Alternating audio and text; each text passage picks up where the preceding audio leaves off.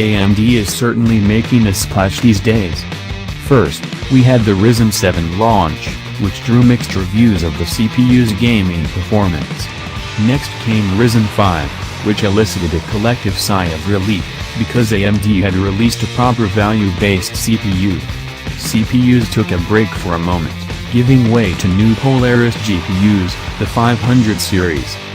Over in my neck of the woods, X370 is still the king of the AM4 world, despite B350 hitting the ground running. So let's continue with this X370 motherboard review series.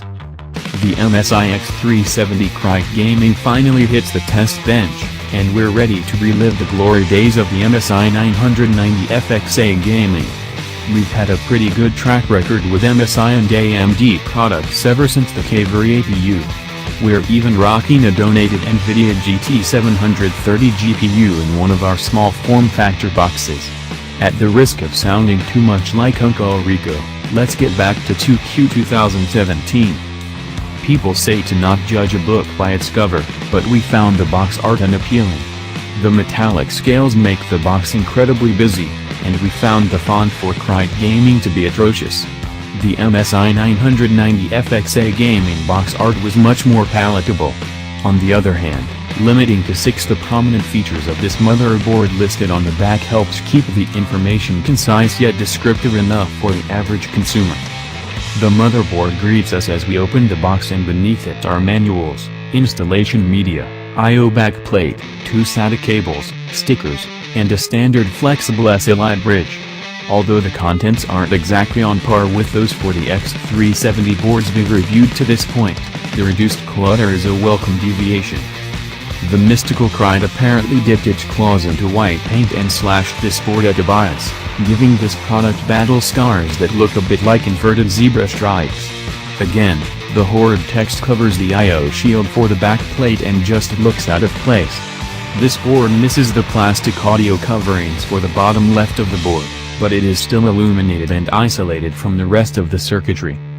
The heatsinks for the brigs are a different design than we see on some competitors, ditching the fin approach to apply more metal and slotted vents to increase mass rather than surface area.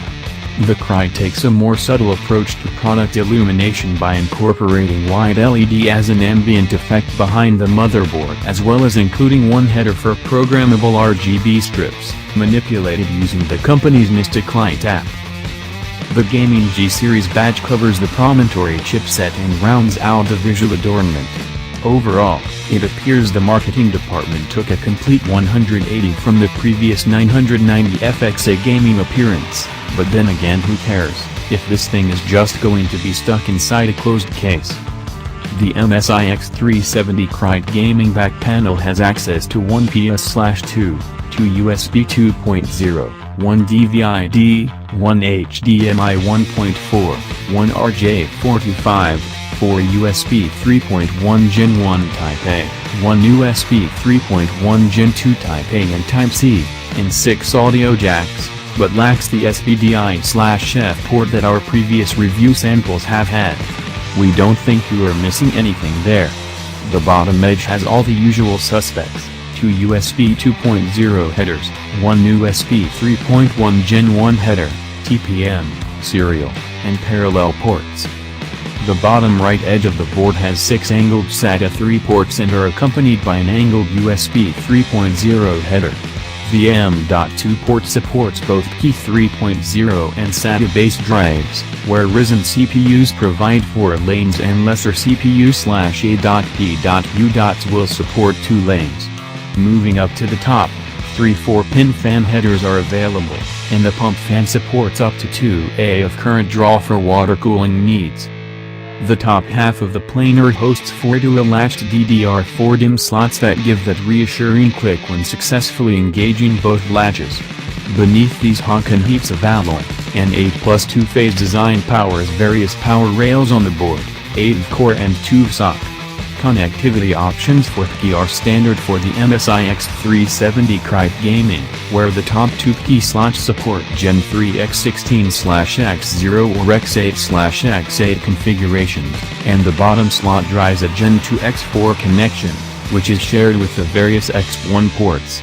This board also employs VR Boost, which aims to increase the signal integrity of attached VR devices to improve data transmission. This board layout is fairly standard with hints of tweaks for enthusiast builds, such as the angled USB 3.0 header for tucked-away cables and fan headers readily accessible to typical fan and radiator locations.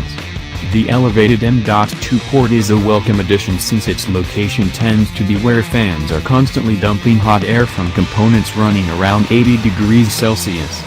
For the price point, this board is delivering exactly what we expect: practical performance with the potential for user-added flair.